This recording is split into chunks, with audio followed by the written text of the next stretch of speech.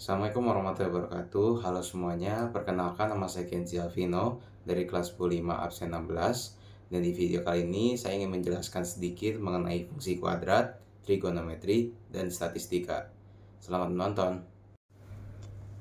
Pada fungsi ini, A, B, dan C merupakan konstanta dan X merupakan variabel. Dengan A tidak boleh sama dengan 0. Sebelum menggambar grafik fungsi kuadrat, ada beberapa langkah yang harus kita kerjakan terlebih dahulu. Yaitu yang pertama adalah mencari titik potong sumbu X. Maka Y sama dengan 0 atau kita melakukan pemfaktoran. Yang kedua adalah cari titik potong sumbu Y, maka X sama dengan 0 atau yang lebih mudahnya Y sama dengan C. 3. Menentukan sumbu simetri, yaitu yang rumusnya min B per 2A, dan koordinat titik balik yang rumusnya D per min 4A. Yang keempat adalah menentukan titik bantu seperlunya saja. Dan yang terakhir adalah letakkan titik-titik yang sudah diperoleh ke dalam bidang koordinat kartesius, lalu tarik garis melalui titik-titik tersebut sehingga membentuk parabola.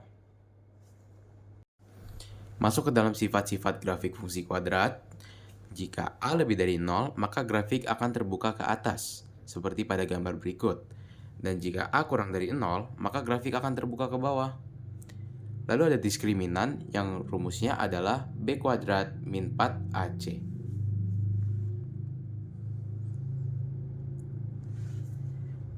Nah, jika D lebih dari 0, maka grafik akan memotong sumbu X.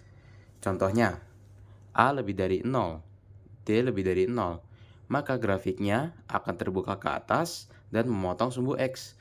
Sama juga jika A kurang dari 0, hanya saja dia terbuka ke bawah.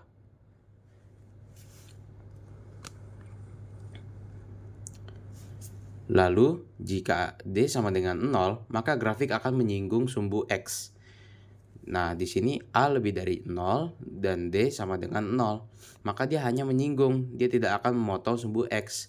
Nah, karena A-nya lebih dari 0, maka dia terbuka ke atas. Sama seperti yang sebelah, jika A-nya kurang dari 0, dia terbukanya ke bawah. Lalu, jika D kurang dari 0, maka grafik hanya akan menggantung sumbu X. Contohnya, A lebih dari 0 dan D kurang dari 0. A-nya lebih dari 0, maka grafik terbuka ke atas, namun dia tidak memotong atau menyinggung sumbu X sama sekali. Jadi hanya menggantung. Sama juga seperti jika A kurang dari 0 dan D kurang dari 0. Dia hanya menggantung dan terbuka ke bawah. Sifat-sifat terakhir grafik fungsi kuadrat.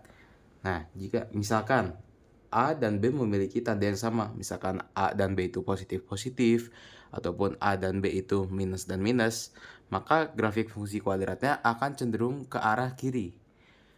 Dan sebaliknya, jika A dan B memiliki tanda yang beda, misalkan A itu min dan B itu positif, ataupun A yang positif dan B itu yang negatif, maka grafiknya akan ke arah kanan.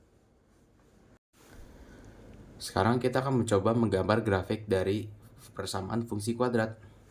Pertama kita jabarkan dulu. Kita harus cari tahu yang mana yang A, yang mana yang B, dan mana yang C. Oke, jadi yang pertama A itu min X atau sama dengan minus 1. Lalu B-nya itu adalah 6. Lalu C-nya itu minus 9. Nah, setelah itu kita cari tahu dulu diskriminannya supaya kita bisa tahu bentuk grafiknya itu seperti apa. Apakah dia menggantung, apa menyinggung, ataupun memotong sumbu X-nya. Jadi diskriminan tadi rumusnya adalah B kuadrat min 4AC sama dengan 6 kuadrat dikurang 4 dikali minus 1 dikali minus 9. Ini menjadi 36, min ketemu min jadi plus, plus ketemu min jadi min. 4 dikali 9 yaitu 36. Maka diskriminannya sama dengan 0. Sekarang kita sudah tahu bahwa A-nya itu kurang dari 0 dan D-nya itu sama dengan 0. Jika digambarkan, maka grafiknya akan berbentuk seperti ini.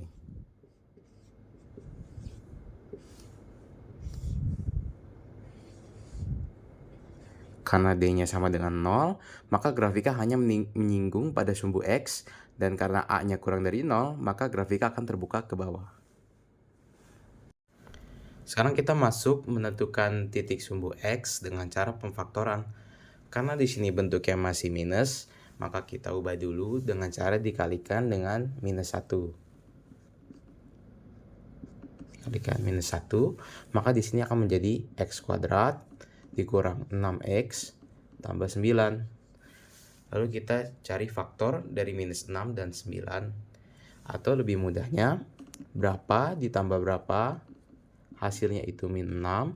Dan berapa dikali berapa, hasilnya itu 9. Nah, jawabannya adalah minus 3.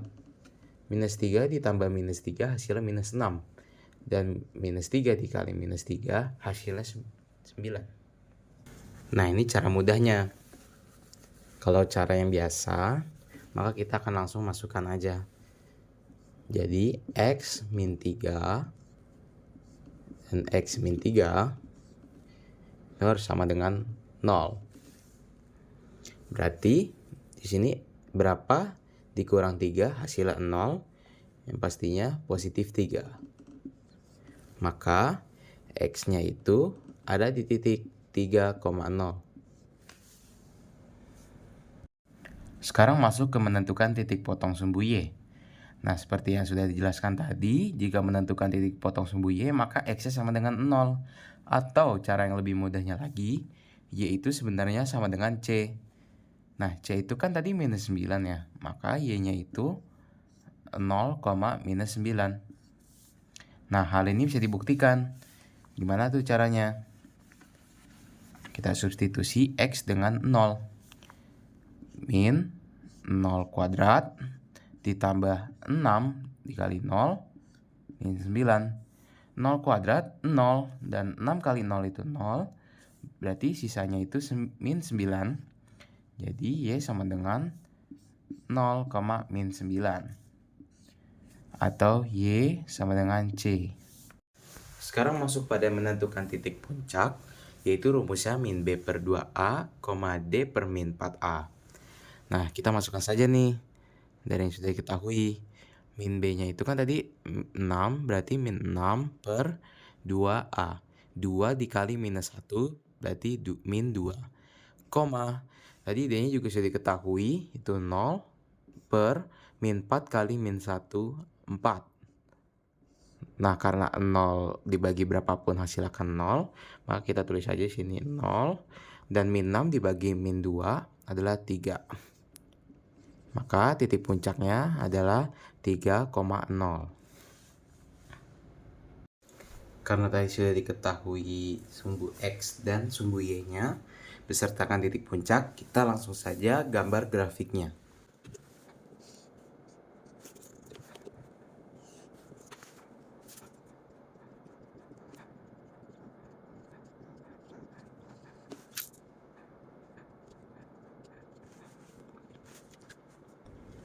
Nah, sekarang sudah diketahui bahwa sumbu Y-nya itu berada di minus 9 dan X ataupun titik puncaknya berada di 3,0.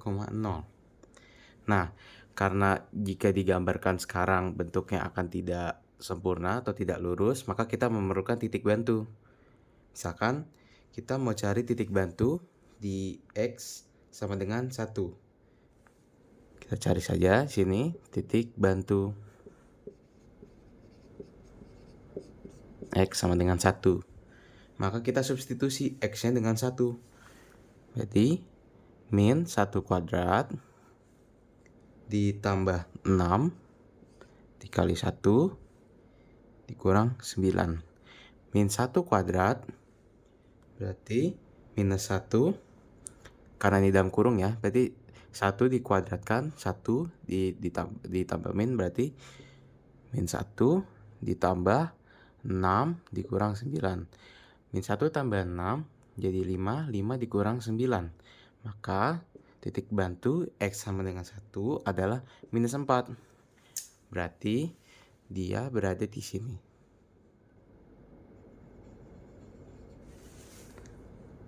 Sekarang kita cari titik bantu yang ada di 2.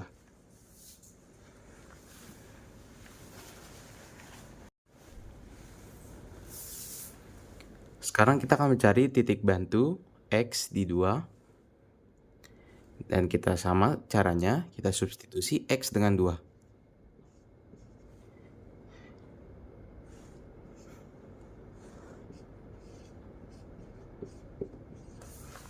Oke, ini pertama kita pangkatkan dulu 2 dengan 2 yaitu 4.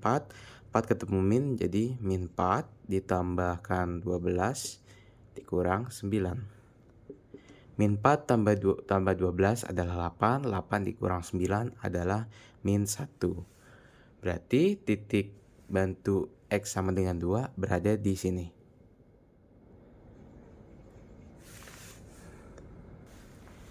Karena 3,0 merupakan sumbu simetri atau bagian tengah grafik, maka untuk titik bantu X sama dengan 4 dan 5 kita samakan saja seperti titik bantu 1 dan 2. Nah, jika titik bantu X sama dengan 2 itu min 1, begitu juga titik bantu X sama dengan 4. Dan jika titik bantu X sama dengan 1 itu minus 4, dan maka titik bantu X sama dengan 5 itu juga minus 4.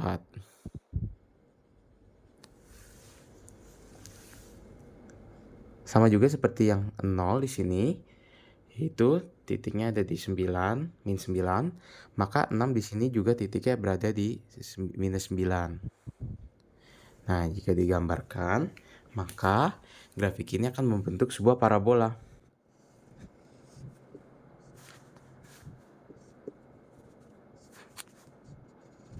Nah, dan berikut adalah hasil grafik fungsi kuadrat dari persamaan min X kuadrat ditambah 6, X dikurang 9.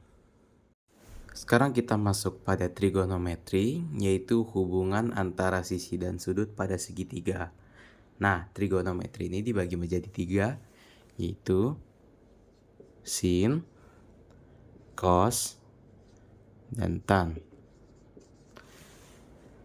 Masing-masing sudut ini ada rumusnya tersendiri. Sin rumusnya adalah depan per miring. Cos rumusnya adalah samping per miring. Tan rumusnya adalah depan per samping. Lalu pada trigonometri ini terdapat sudut istimewa yang terbagi menjadi 5. Sebenarnya tidak terbagi menjadi 5, cuman yang biasa digunakan ada 5 derajat, yaitu 0 derajat, lalu 30 derajat, 45, 60, dan 90. Untuk yang 0 derajat, sin itu sama dengan 0, cos itu sama dengan 1, tan itu sama dengan 0. Dan yang 30 derajat, sin itu sama dengan setengah, cos itu setengah akar 3, dan tan adalah setengah akar 3. Dan yang untuk derajat 45 derajat, yaitu setengah akar 2 untuk sin, lalu setengah akar 2 untuk cos, dan 1 untuk tan. Dan untuk yang 60 derajat, yaitu setengah akar 3 untuk sin, setengah untuk cos, akar 3 untuk tan. Dan untuk yang 90 derajat, 1 untuk sin, 0 untuk cos, dan tan itu tak hingga. Oke, langsung saja kita masuk ke dalam contoh soal trigonometri. Jadi di sini ada segitiga siku-siku dan disuruh cari adalah nilai dari tan A. Nah, di sini adalah A dan tadi rumus tan adalah depan per samping. Nah, tapi kita nggak tahu nih sampingnya itu berapa. Nah, untung aja ini adalah bagian dari triple Pythagoras. Triple Pythagoras 13 dan 5 adalah 12. Lalu tan A itu sama dengan depan per samping. Nah, berarti tan A sama dengan 5 per 12.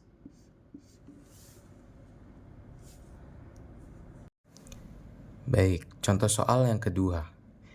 Jika diketahui cos A sama dengan 10/26, maka nilai sin A itu berapa? Nah, ini kita bisa cari tahu dengan melihat rumusnya tadi. Cos A kan sama dengan samping per miring. Berarti samping itu sama dengan 10 dan miring itu sama dengan 26. Dan jika digambarkan, maka akan jadi seperti ini.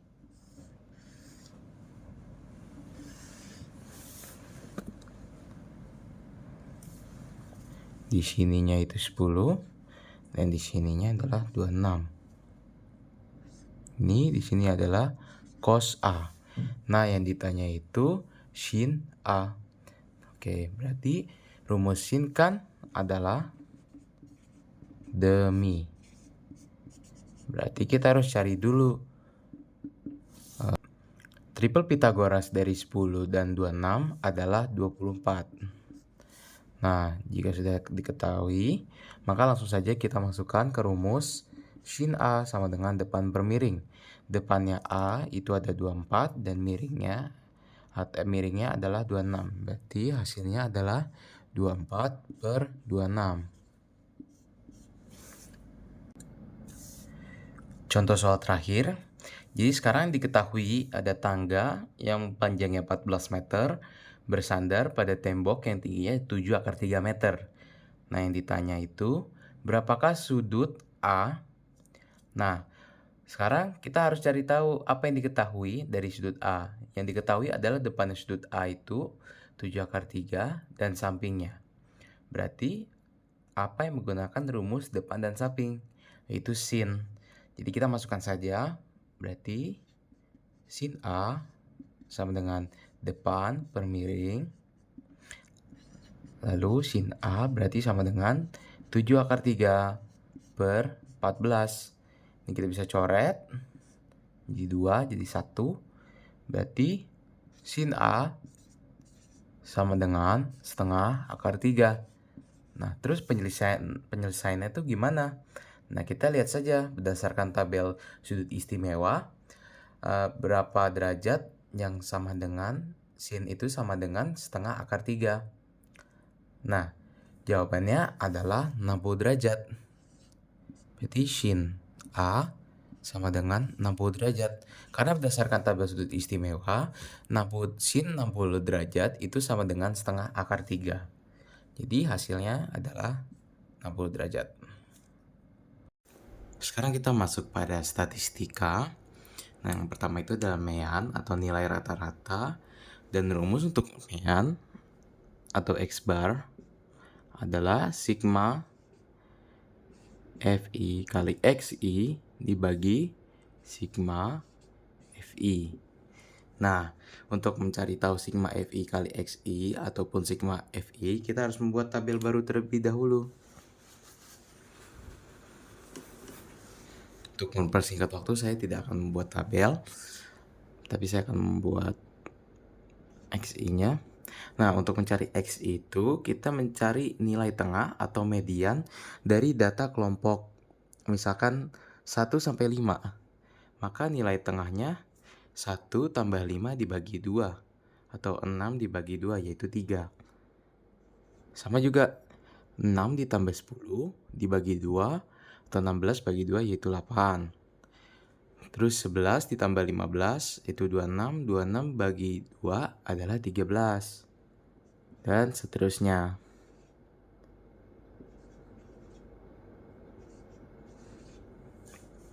Nah, ini adalah XI dari data tersebut. Lalu kita cari FI kali XI. FI ini adalah frekuensi dan dikali. Lalu sekarang kita cari FI dan XI-nya. FI itu adalah frekuensi, berarti frekuensi dikali dengan XI. Jadi 3 kali 3, 9, 64, dan seterusnya. Lalu kita cari totalnya atau sigma FI kali XI dan juga sigma frekuensi. 3 tambah 8, 11. 11 tambah 14, 25. 25 tambah 7, 32. 32 tambah 5 itu 38. 37 tambah 3 adalah 40. Berarti sigma FI-nya adalah 40. Nah, untuk sigma FIX-nya adalah 580.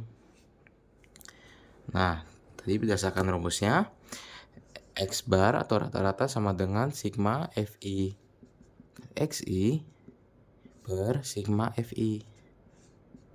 Berarti 580 dibagi 40 atau 58 dibagi 4. Hasilnya adalah 14,5. Berarti mean atau rata-rata dari tabel tersebut adalah 14,5.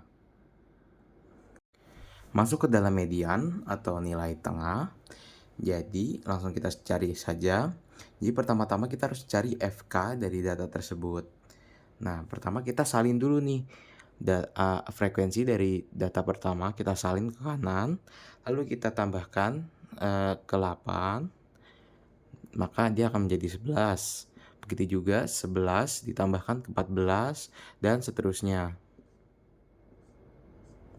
11 tambah 14 itu 25, 25 tambah 7 adalah 32, 32 tambah 5 ada 37, 37 tambah 3 adalah 40. Nah, jika FK-nya berakhir di 40 dan sama dengan N-nya, berarti jawabannya benar. Nah, setelah kita mengetahui FK-nya, kita mencari letak mediannya. Bagaimana tuh caranya? Letak ME, letak median itu sama dengan N per 2. Di sini N-nya sudah diketahui 40, berarti 40 dibagi 2. Itu 20. Nah, kita lihat nih. 20 itu paling mendekati dengan FK yang berapa ya? Ya, yang pastinya FK yang 25. Maka nanti kita akan mencari mediannya dari data yang ada di bagian ini.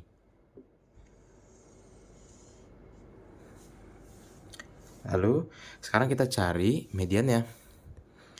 Median sama dengan tepi bawah ditambah N per 2 dikurang FK kali P per FM. Nah, tepi bawah ini adalah 11 dikurang 0,5. 0,5, sorry. Tepi bawah adalah 11 dikurang 0,5. Berarti hasilnya adalah 10,5 ditambah N per 2-nya tadi adalah 20 dikurang FK.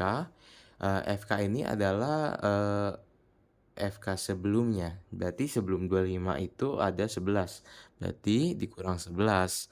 Nah, kalau untuk P ini adalah jumlah data, jumlah angka dalam sebuah data. Misalkan 1 sampai 5 nih. Berarti kita hitung 1, 2, 3, 4, 5. Berarti ada 5 data.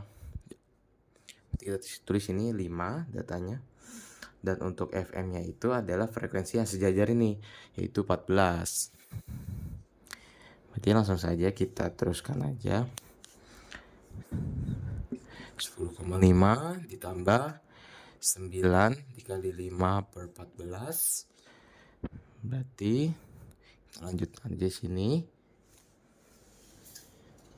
Berarti 10,5 ditambah 45 per 14. Hasilnya adalah 10,5 ditambah 3 per 2. Maka mediannya itu hasilnya adalah 13,7. Ini adalah mediannya. Masuk pada statistika yang terakhir, yaitu modus atau nilai yang paling banyak muncul. Nah, caranya ini gampang banget. Kita tinggal cari data yang frekuensinya paling besar. Nah, sudah kelihatan bahwa frekuensi yang paling besar adalah 14. Maka data yang akan dicari berasal dari sini.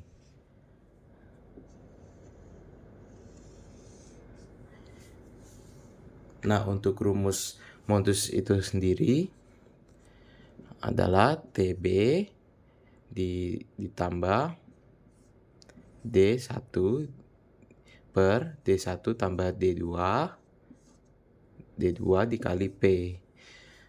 Nah, tepi bawah kan tadi sama ya, 11 dikurang 0,5 yaitu 10,5. Ditambah D1 ini berapa? D1 adalah 14 dikurang frekuensi dikurang atas, atau 14 dikurang 8 yaitu 6.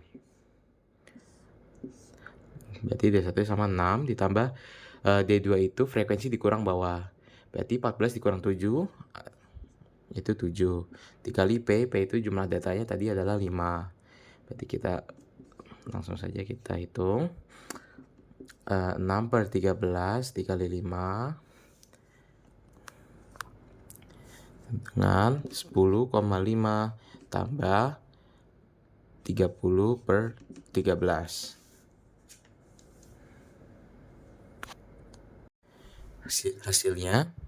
Hasilnya adalah 10,5 tambah 2,3. Jadi modusnya adalah 12,8.